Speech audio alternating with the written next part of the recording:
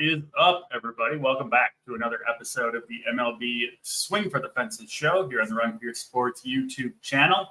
We got a short, small Thursday morning slate, 4 games on tap on both DraftKings and FanDuel. We're going to break them down for you guys, try to get to the winner's circle. And as usual on Thursday morning, joined by Mangone, who, by the looks of the very interesting background, is back in the great state of Colorado. Mangone, welcome back.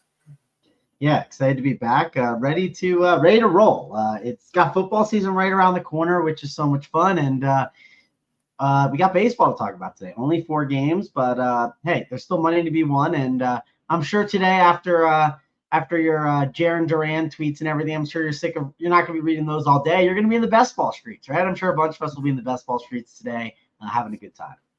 I did read a lot of those tweets, and they mostly said the same thing. So after a while, it got a little bit repetitive. And you tweeted yesterday I was supposed to get a standing ovation when I entered the StreamYard. I did not get my ovation that I was so looking forward to this morning, but that's all right. And finally, the Jaron Duran responses seem to have been dying down. For a minute there, it was like every time I logged into my phone, it was like 20 plus, responses on Twitter, on X, whatever you call it. So that was getting a little overwhelming after a while, but seems to have finally died down. I did even debate, Mangone, deleting the tweet because it seemed like it was just like all these random bots just firing these hateful comments. And I don't know, I didn't really want to have this tweet on my account that's like a safe haven for people to just spew, I don't know, hate speech, right? Is kind of what it seemed like to me. But I died down and I left it up. And I don't know, I wanted people to kind of tell on themselves. So I'll leave it up for now. What would you have done in that situation? No, I would have left it up. You could always do the mute the thread, right? You can mute it, obviously, which is fine. But no, I would have just left it up. And it was a good tweet. I was when I saw it, I didn't think it was going to blow up as much as it did, but it definitely blew up. Good. You never know. Like the tweets that I send, like the troll tweets like that, I think all of them are funny. And I've said this before, kind of tweet just for myself, whatever people can think whatever they want. And I knew that was going to be a good one. I knew it would rope some people in. I did not anticipate that type of response, and I still wonder why exactly it went so crazy. I think either bots, was part of it, and then it feels like there was like one like community somewhere that's like, let's attack this guy, let's like take him down, right? With all this, and I don't know what that community was, but it felt like there had to be something weird going on with it. I don't know. Any takes there before we move on to baseball here? Yeah, that's mainly what it could have been. I thought it was weird that you had so many replies and not like as many views. That was the other thing I noticed. Yeah, that's what I'm saying. There was something going on. I don't know what it was, but anyway. It was weird because that's definitely the thing that I noticed. So I remember when Bobby had a tweet blow up about like the Kyle Kuzma and stuff like that thing. I mean, it was because the quote tweets were a lot higher. It was just more people like just harassing you. It wasn't like people like quote tweeting it and like saying it was like funny or adding comments. It was just like, oh, this guy's a piece of shit, basically. Yeah. Anyway, we'll move on to baseball past the Twitter discussion for now. Like I said, 4-game slate. We'll go game by game. We've got 2 games starting at that 1:10 Eastern time, and then pretty spread out for a 4-game slate. Another game starting an hour after that at 2:10 Eastern, and then another basically hour and a half later we have Atlanta and San Francisco. That's at 3:45 Eastern time. So I doubt we'll have the final lineups for Atlanta and San Francisco by the time the slate locks at 1:10. We'll see. Obviously, don't have those now. We do have, it looks like, most of the lineups for the early games at least. So we'll do our best breaking it down. I don't think we're going to need the full hour on this one. But with that, let's jump into the first game on the slate. It is Seattle and Detroit. Going to be Bryce Miller pitching for the Mariners. Try to back up the strong performance from Brian Wu yesterday. We know the Mariners obviously have their pitching staff, not the same level of effectiveness on the road in general. I will say facing the Tigers can eliminate some of those struggles. So I do think Bryce Miller at 8,400 on a 4-game slate. Certainly on the short list of pitchers to consider. Like all the other Seattle pitchers, he's basically twice as effective when he's at home versus on the road, which is pretty crazy, but it's true for like all these guys. So something to take note of there. Again, I still think he's a fine play. I don't think you can go to the Detroit pitchers here, or at least I'm not going to do it. Going to be Alex Fido, who opens. Would expect an inning or two out of him. And then scheduled to be in long relief is Kenta Maeda, who obviously has not pitched well this year. I think it was 5 or 6 days ago in Seattle, same matchup. Some people played Maeda. He didn't actually get into the game at all. I think he'll get in today, but I don't know if I can risk it with even a 5K Maeda. Hitting in this game, I think there are mostly better places to go. Detroit, a tough park to hit, especially for home runs. A little bit of wind blowing in. I don't mind the lefties on either side of this game, but nothing crazy here for me. What about you, Mangone? What are you doing with this first game of the day, Seattle and Detroit? Yeah, definitely not a spot where I want to play any of these Detroit pitchers. It just doesn't make too much sense. When it comes to Miller, that's the tough one because 4-game slate, he's naturally going to get ownership. And these like volatile guys, I definitely am like more cautious with on shorter slates. It's obviously the ownership isn't going to be super high because like Jack Flaherty will be the guy.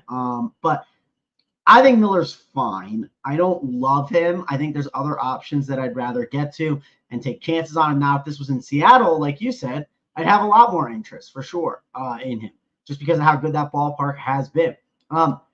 Definitely a slate too where we do have spends, right? Like Jack Flaherty, you're going to want to get in your lineups. There's other spend up options that you can argue for where if you need value on the Tigers, I'm pretty sure they'll be lower owned. So I don't think it's the craziest idea to take chances on them in this spot. So Tigers are not the worst play. They do have Kerry Carpenter back in the lineup at 4.3K. Obviously, he's someone that you could get in there if you want. Colt Keith. Maybe it's better for like minis, but I haven't built that much yet so far just because we don't have all the lineups and everything. And honestly, lineups, because it's a Thursday right before like travel day, some of these normal guys might be out of the lineup too. So be sure to check for that with like some of these later games. That's going to be super important, or just rerun your stuff. But I don't think the Tigers are the craziest for some of their values that they have at the top of the lineup. And then the Seattle side of the ball, I mean, you and I have talked about it, like the Kenta Maeda stuff. I forget what slate it was, but there was a slate that you and I were considering Kenta Maeda, and then we saw the ownership on him, and we were just like, we cannot be playing Kenta Maeda in this spot. I mean, he's been absolutely terrible. He's definitely someone that I think we got to consider targeting. It's just a matter of which kind of Mariners you want to put in there. For me, I think Cal Raleigh, Randy Arozarena, Jorge Polanco, all those three are really the core options that I want to look at. And because it's a 4-game slate, I'm not like focusing on like specifically 5-mans with some of these cheaper offenses like the Tigers and Seattle. Yes, we have value. Actually, we have a lot of value on these teams, and we have one pitcher to spend up on. But when I think about like the math equation of putting the lineup together, I just think you're not going to need 5-mans of Seattle that much or the Tigers. Now, if you do need those guys, maybe it's because your mini stack is from that Dodgers game and you're getting like an Ohtani or like a Mookie Betts as a mini stack. So I won't completely rule it out, but that's just something to think about. Like if you're looking at your teams and you're saying, I'm not getting a lot of 5-mans of Seattle or the Tigers, but then you look at the 4-mans and you're getting more of those, that's why. That's just something I've noticed with the optimizer that I've had to like think a lot about. Like there's some slates where I've like the White Sox at like no ownership, and I've been like, why am I not getting a lot? And it's because I may have forced 5-mans instead. So just keep that in mind. If I do play this team, it's likely going to be just more like those like mini stacks or in some 4 or 3-mans. That just makes the most sense, I think, with these offenses here. Yeah, I agree with all that. Bryce Miller had some crazy splits where, I mentioned the home road stuff. He's also got one of the most wide splits, righties, lefties, where he's been hit much harder by lefties, hit much harder on the road. And if you look at just the split away versus left-handed bats for Bryce Miller, again, it's kind of a small sample size, but it is, 32 innings, so 135 hitters. So, 5-6 games worth of full games if they were all lefties. His splits, his numbers in that split, his K per 9 drops to 3.7, 2.6 walk per 9, and then 2.6 home runs per 9 given up versus lefties on the road this year. Good for like a 7x, like a 7x FIP. Like he's just been tattooed by lefties on the road in all numbers. Again, probably some noise there, but it's enough to have me interested in those Tigers mini stacks that you mentioned. Kerry Carpenter, Colt Keith, maybe even a Bly Madriz or Parker Meadows. They're super cheap. People are going to play Bryce Miller. Look like he's going to be around 30% owned on this slate. I don't think people will be on the Tigers. And if you're not on Miller, you can get some leverage in what looks like pretty good matchup for those Tigers lefties, specifically Keith and Carpenter, rather, are the two that I'm looking at most closely. Again, I do think Bryce Miller is a fine play, but if you're not on him, this is one of those slates, man, going where you get down to 4 games, and I turn away a little bit from the stacking, that we like to do. That's kind of the winning strategy for sure in general on 9, 10, 11, 12 game slates. You get down to 4 games, and I think more important than stacking is getting some hitters against the popular pitchers that aren't in your lineup, right? If you're playing Flaherty and Logan Webb or Flaherty and Fried, and you don't have Bryce Miller, I like to get 1 or 2 Tigers in there because people are going to play him. If he fails, it's probably going to be at least 1 or 2 Tigers that do the damage. And for me, that would be Keith and Carpenter that I'm looking most closely at. So that's probably enough on Seattle and Detroit. Let's get to the Mets and the Oakland A's up next. We do have lineups for both of these teams out. It's going to be Mitch Spence pitching for the Oakland A's.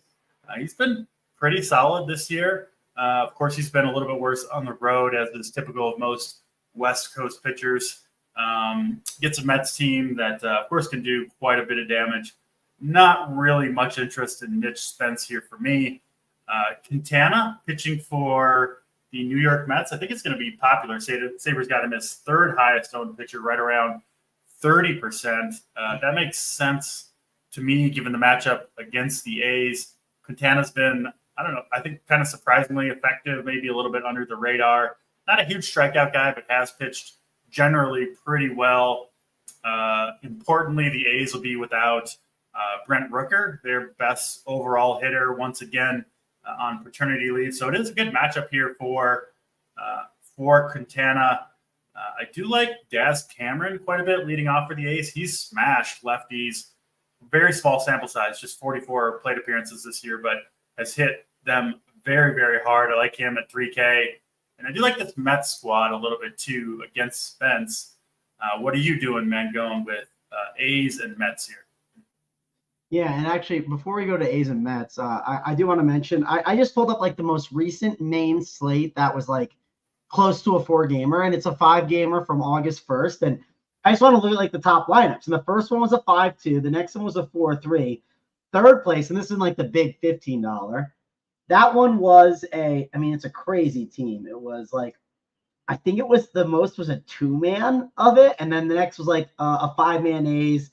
And then the next one after that was like 3-man. No, 2-man. 2-man, like 1-all. So you can get away with some weird stuff on these slates. That's all. These are the slates to do it, to pick off kind of the upside from each team, get leverage against the pitchers you're not against, that type of thing. Yeah, and people will be like, people will be like, well, the leverage play is like, let me stack against the best pitcher or like fade the best chalk offense. And I don't think that's the way to do it. I think you just play the chalk in a uniquely way. Like another interesting point is, if you look at the entire slate, 5-2s were 26% used, 5-3s were 15% used, 5-mans were 9% used. And after that, 4-3s were like 8.4, 4-2s were 7.6. Like people are using these combinations a little bit more and more, and there's a reason why they are. It's helping kind of deviate away. Now, obviously, I don't think they're doing it enough, but I think it's just worth kind of mentioning. If you are going to play chalk, play it in a unique way. That's something I've talked a lot about. So, let's get back into the Mets, though. This is a really interesting spot to discuss the Mets because you and I are definitely, I shouldn't speak for you, but I feel like I'm a Mitch Spence truther. Would you say you're a Mitch Spence guy as well, DC, or no? I've played him a decent amount when he's been at home. Yeah. Truther might be going a little far, but yeah, he's an okay pitcher. Yeah, like truth is probably a little far, but we believe enough, right? Like, and we played him enough this year. I want to believe here, but man, it's just not. The Mets are not the team to target, right? That's one of the problems that I have here. Obviously, on these slates, if you can find someone that you think is like an absolute gem at low ownership, like you want to consider it. Mitch Spence is going to be single digits. Would I be surprised to see Mitch Spence on the winner today? No, I would not be surprised. So if you're MMEing, I would actually keep him in the pool. If I was playing one lineup, I couldn't pull the trigger on it or like single entry stuff. I think it would be stupid in that way. But he's just been good at times. I think this Mets team is definitely solid to play. I also think we want to target Quintana a little bit with the Oakland A's. I'm curious what the field is doing with that because it feels like one thing I've noticed, and I feel like the field plays Oakland or plays the pitcher against them a lot because we understand the range of outcomes with Oakland. It's just so wide. It's either here or here. It's just simple. And they have so much power that when they do succeed, it's not like the Kansas City Royals back in like 2015 when it was just a bunch of singles, right? When they succeed, it's with the power and they're hitting bombs. So I think you have to like both sides of Quintana and the Oakland A's here. It's just too hard to argue with. This team has been hitting the ball pretty well. The lineup today, it's not as good as normal. They do not have Brent Rooker in there today, which is definitely frustrating for sure. Langoliers is definitely solid. Blade, they have Daz Cameron at the top. I don't know much about Armando Alvarez, but this lineup is weaker than normal, actually. So maybe I'll lean more Quintana because of not having Brent Rooker in there. That seems like a miss to not have Brent Rooker in there against Jose Quintana. Like that's like an absolute smash spot. A guy that can't miss bats versus a guy that smashes the ball. But overall, I think I like the Mets side way more than Oakland after like thinking things through. Yeah, I'm just playing one lineup today, headed up to the mountains after the show. So limited connection, all that stuff. So I don't want to have to risk getting players scratched. But my lineup right now it's on the Oakland side, like you mentioned. I do think you kind of want to be on one or the other side of this. I don't mind Quintana at all. He does have a very good pitcher's umpire as well. But yeah, Cameron and Duhar and Langoliers, 3 Oakland A's I'm looking at against Quintana. Again, you don't need to go that far, but if you're not playing Quintana, I would get at least one of these guys in your lineup on most builds. Daz Cameron would be my number one option.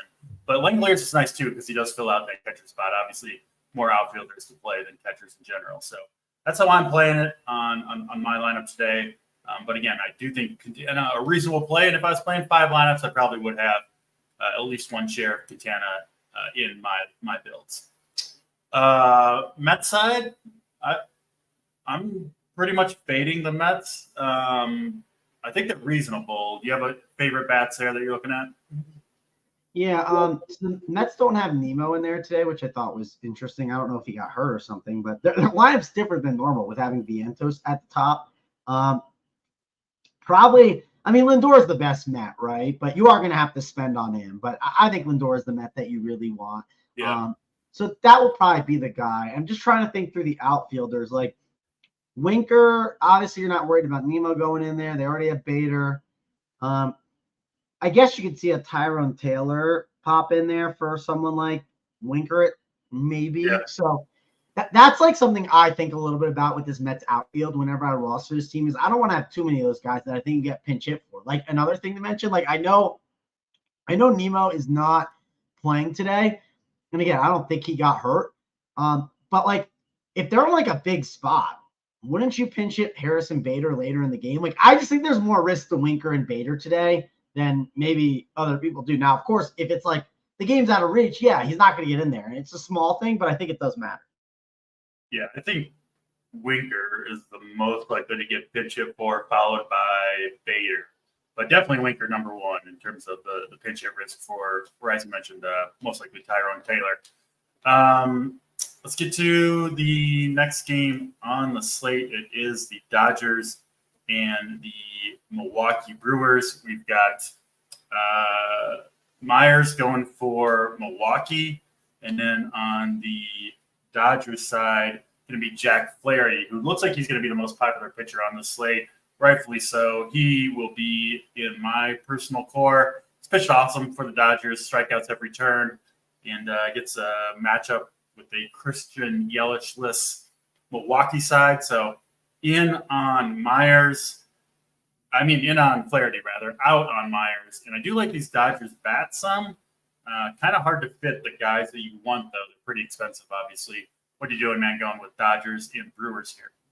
Yeah, I think the way to fit them is really simple. It's like playing these weird, like, 2, 3, or 4-man stacks today. Like, that's how you kind of get it done. Like, one thing I've noticed with the Dodgers on a lot of slates is, like, I'll mess around with Saber and I look at it and I'll be like, well, I'm getting Dodgers stacks, but I'm not getting a lot of 5-mans. And there's a reason why you don't. Like, the math just doesn't match. It doesn't work together, especially if you want to get Flaherty in there. So I'm definitely going to look to play these Dodgers, but it's going to be like a really weird, unique type of stack. That's how I'm looking to do it here on this slate. So when it comes to this offense, obviously we don't have the lineup yet right now. Ohtani is clearly the best option. Mookie Betts, really solid play. You get him outfield and shortstop eligible. Likely would want to put him in at shortstop probably. Freddie Freeman, Teoscar, Gavin Lux. I would not sleep on Gavin Lux right now. He's been hitting the ball really well for this team. He's kind of turning around. At that 3.5K price tag, I think he's one of those really good value Dodgers that you can get in there to kind of get you that 3-man stack. I do think Will Smith, if he's in the lineup and hitting behind Lux, he gets overlooked right now, and I would not be overlooking someone with that kind of power, especially on a site like FanDuel, right? People don't like playing catchers there. So you could get him like a really good power bat at some lower ownership, so I wouldn't ignore that as well. And then, of course, the bottom's not great with Rojas, Hernandez, and Kiermaier, and that's why I don't want to play them in 5-mans as much, right? I'll find values on other teams in better spots that people are not taking chances on. So that's kind of my overall takeaway on the Dodgers. When it comes to the Brewers, listen, I've said this a lot. You can probably play the Brewers against any pitcher as long as they're low owned, right? If they were going to have ownership against Jack Flaherty, that would be stupid, but they're not. Yeah. They're going to be a leverage play.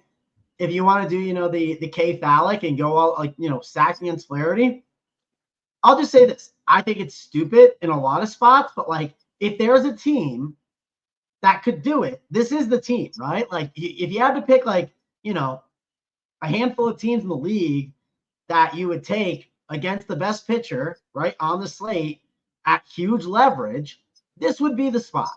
I probably will not end up doing it, but I understand if you would want to. I don't think it's the right way to build today. I think the right way to build is, and if you did build this way, I would build 5-man Brewers. I would go all in on it. That's how I would do it. I'm just not building that way. I'm specifically using Saber and building some unique, weird 4-3-1s and 3-3-2s. That's kind of how I'm looking to build out my lineups today. And I'm going to play a lot of the good chalk with that. So that's kind of how I'm looking at it. Makes sense to me. Yeah, I think Flaherty is the best play on the slate, even with the ownership willing to eat that today on this particular slate. But yeah, listen, anything can happen on a 4-game baseball slate. And if the Brewers do get the job done, all Flaherty teams are essentially eliminated, and you're going to bulk your way up the standings. So not the way I'm personally playing it today, but no pitcher is completely incapable of blowing up, Flaherty included. And yeah, the Brewers, they've put up some big numbers against pitchers you might not expect them to. So I don't hate it. Again, not doing it myself. But wouldn't be shocked, like you said, if the Brewers came through, especially if it's a low-scoring slate, which it could be on a 4-game slate. 5-6 runs could be enough to be on the winner. So I do get it from that perspective. DC, by the way, it's early, but first run with Saber when I just ran the stuff. Brewers being pounded on the Sins, which totally understand. I don't doubt that. And if it's even heavier, the more I get the lock, maybe I'll put one team on it because I don't think it's crazy. You want to do it. You want to do it in a large field, top heavy tournament like the flagship, right? Where a big portion goes to first place. And yeah, Saber, they always love the stack against the highest owned pitcher. Pretty much You know, I mean, it says something. We're probably not doing it enough, right? If they're but this is the slate, right? Like there's certain, like if it's an 11-game slate, it's like you're not getting as much value for doing it. It's all about when it happens, getting that humongous gain. And that's what I've talked about with a lot of these like after hour slates of like sometimes it just makes sense to do it. Like I was actually talking to someone at the live final about this, and he was discussing there was like this Seattle slate and it was like a 2-gamer, and like it was literally the most clear spot where like you play these 2 pitchers in Seattle, like it's a 2-gamer with like 2 really good aces. And the opposite side was like, you know, like the Angels game where it's just like 2 gas cans. And he just, he was MMEing and he happened to go a lot heavier on the Seattle and Tigers bats. And just the other game, like absolutely bageled because the offenses just sucked. It wasn't like they were impressive pitching performances. And it's like, those are the spots when they feel this too heavy on something. And you could make the case that maybe people are too heavy on Flaherty. Like one strategy on this slate would be if you played, like when I ran Sabre, one of the first teams that popped up was a Max Fried and a Tobias Myers team. Those could certainly be the top 2 pitchers. I'm with you. I like the Dodgers more, but that's way more like likely than people actually think because everyone just thinks it's a no-miss spot for Flaherty, blah, blah, blah, blah. But it's just not crazy to like fade Flaherty and play other pitchers, and that you're unique right away. I mean, the truth of the matter is all of these pitchers, their floor is like -10, right? Yeah. And their ceiling's 30. And all the stacks, their floor is 0 runs and their ceiling is 15. I mean, that's just how baseball works. It's not how, you know, you can't say the same thing about NFL, especially NBA, right? A team's going to score between, you know, 95 and 125 points, like the vast majority of the time, most teams. But baseball, just a lot more variance on a day-to-day basis. So it's certainly worth thinking about and, you know, trying to take advantage of, you know, not only today, but going forward on most slates. Baseball is one of those sports where you really shouldn't write off anything just off the bat. You got to look at the numbers and try your best to turn them in your favor, you know, give your best chance to get to the top of the tournament. So good stuff there. Let's get to the last game on the slate. It is the Braves and the San Francisco Giants here. I don't know if you watched the show yesterday, but I was talking about being pretty concerned with Robbie Ray's decreasing velocity. Was very heavy on the Braves yesterday. Got close. Didn't quite get there. Didn't quite have the right ones. Had a lot of Jorge Soler. He was pinch hit for early. Harris hit a grand slam. I didn't have him, but one of those where felt like should have. I think I got 9th in the big 250. But nevertheless, they go again today. It's going to be Logan Webb. I like the Braves less for sure against right-handed pitchers. So I like Webb. Max Fried making his 3rd start after returning from injury. He's had a couple of injuries this year. Missed about a month. Missed most of July. Didn't pitch well against Miami, and then was just mediocre against Colorado. He did, however, get 9 strikeouts against the Rockies and did throw 97 pitches. So I do think Fried is probably good to go here. Final note on this game, these day games on the West Coast, right? We see it in Oakland. We'll see it in San Francisco. The ball does fly much better here in general. It's going to be warmer, more humidity, more winds blowing out in San Francisco than we typically see. So it is a better park for home runs during the day, like today, than it is at night. I do think that brings a couple more guys in play. Curious where you stand on Webb versus Fried. I think they're going to be it looks like actually Fried's going to get more ownership. I think it's very close between the two. I actually lean Webb slightly and might play some of this Giants power. Matt Chapman and Elliot Ramos, the 2 guys I'm looking at most closely, guys who crush lefties. Obviously, Fried throwing from the left side. But where do you stand on Fried versus Webb? Can you play both? And then any individual hitters you're looking to get against 2 pitchers who should be among the most popular on the slate. Yeah, I definitely like both these pitchers. I think they're both in play. I'm not scared of the Braves. I know they just had a massive game. I think even Mike Yastrzemski got some pitches last night. It was so bad out there. I just think Logan Webb he's just a different animal, right? He is such a just very good and sound pitcher. And this Braves team is not, again, they heated up a little bit in Coors. Not surprising at all. It's Coors Field. Anyone can heat up there. And again, the big game yesterday, I think a more of a down game could come the next day. So I'm in on Logan Webb, and Logan Webb is awesome. I like playing him. He's going to be a really good play. Curious what the gap will be on a site like FanDuel, right? When Jack Flaherty comes in at 40 or 45, maybe even 50%. Is Logan Webb going to be 10? Is he going to be 20? What's the gap going to be? That's something that I would be looking at on FanDuel that I think is a really interesting debate because, listen, Logan Webb's great on that site, specifically FanDuel, because of the quality start. He's an innings eater. And, hey, we know the Braves, they can swing and miss with the best of them at times as well. Yes, they have power in the lineup, but they're kind of like the Yankees from the past, maybe 2 years ago, a little bit, where you wonder why they absolutely suck, but they still hit bombs. But anyways, Braves, you could play if you wanted to. I don't think it's a great spot. I'll definitely be fading them.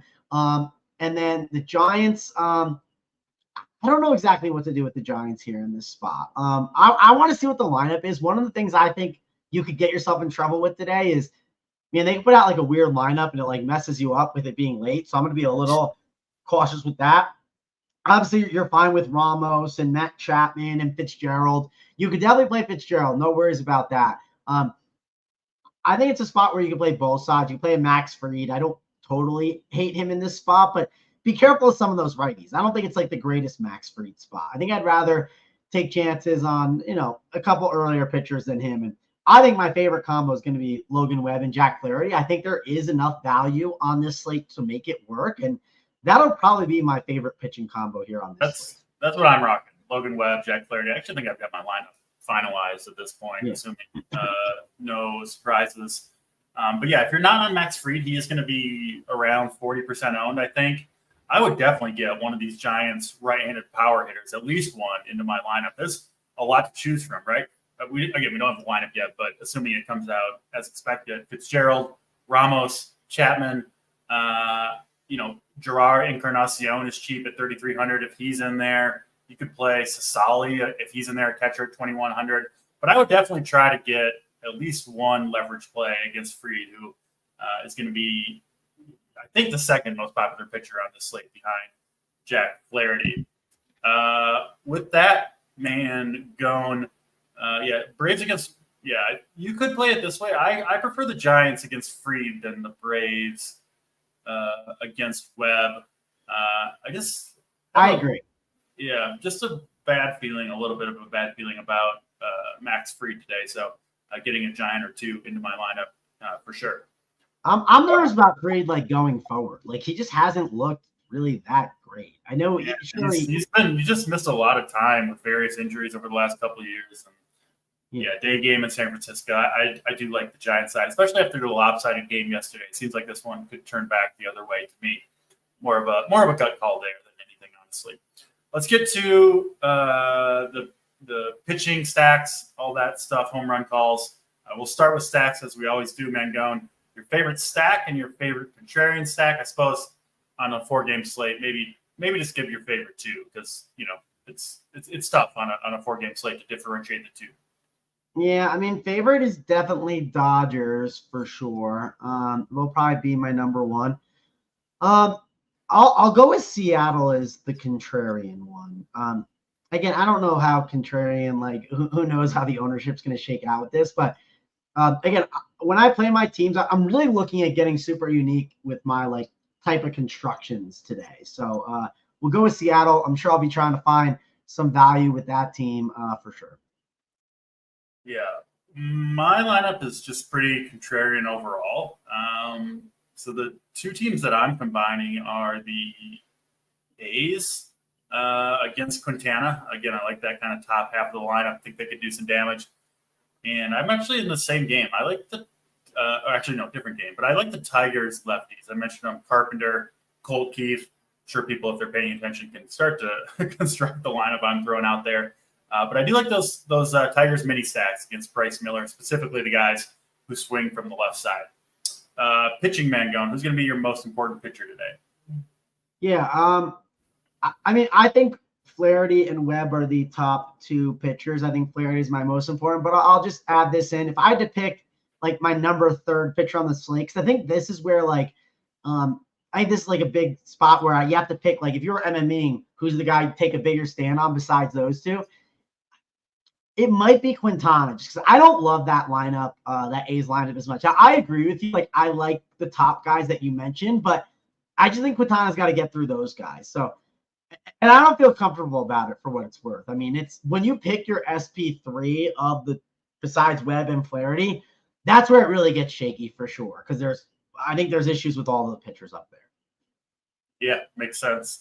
Again, just playing the one lineup this morning. So, Flaherty and Webb are the 2 guys I'm using, and Webb is projected to be the lower end of the 2, which makes him, I guess, by default, the most important pitcher for me. Yeah, if I was playing more lineups, I would definitely mix in Fried, Bryce Miller, and Quintana as well. But Flaherty and Webb, the 2 I'm rolling with today. Home run call, man. Who's going yard for us? Yeah, going yard. Let's see. You know who I'm going to go with? Mr. Fitzgerald. The dude is just absolutely mashing, and he'll get Max Fried. And I don't love Max Fried today, so we'll go with Mr. Fitzgerald. I'll go with Kerry Carpenter hitting second for the Tigers today. Finally, your favorite play on the slate, Mango. Yeah, favorite play on the slate. Man, I just can't ignore Ohtani right now. Like, I'm just getting him in there. He's smash home runs. He runs. I mean, he just does everything right. So it's really hard to argue with getting Ohtani into your lineup. So I'll be finding a way to get him in there. There's a few players who are on a different level. Ohtani, Judge, Bobby Witt for fantasy, right? Is Vlad on that level right now? He's Vlad right now. He's close right now. And then I would like Soto is close right now. Yeah, I need to see it from Soto for like another week or 2 to put him there, just because I feel like the longevity of what these guys have been doing like all summer, I just don't want to give that to Soto yet, I guess. And then I guess Fitzgerald, you can't argue with what that man's been absolutely insane for insane. So you're ready to put Fitzgerald there, but not Soto. Yeah, that's probably wrong. But I mean, have you seen the jokes on Twitter? People are like, Barry Bonds is back on the Giants, and it's like Fitzgerald just hitting a bomb. It's probably wrong for me to say, but the 3 we said I think is a good. I think the 3 we said and maybe Vlad makes sense.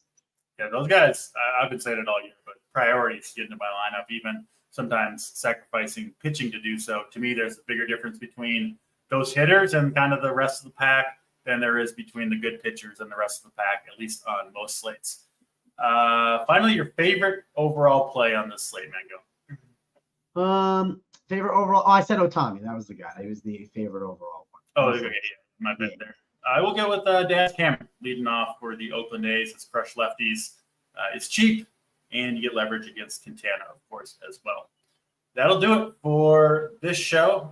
Just a short 3-game slate tonight. We'll, of course, have cores and all that up in the Discord discussing the slate, but no show tonight for baseball. We will, of course, be back at the usual time on Friday afternoon, 4:45 Eastern time for Friday Night Fireworks.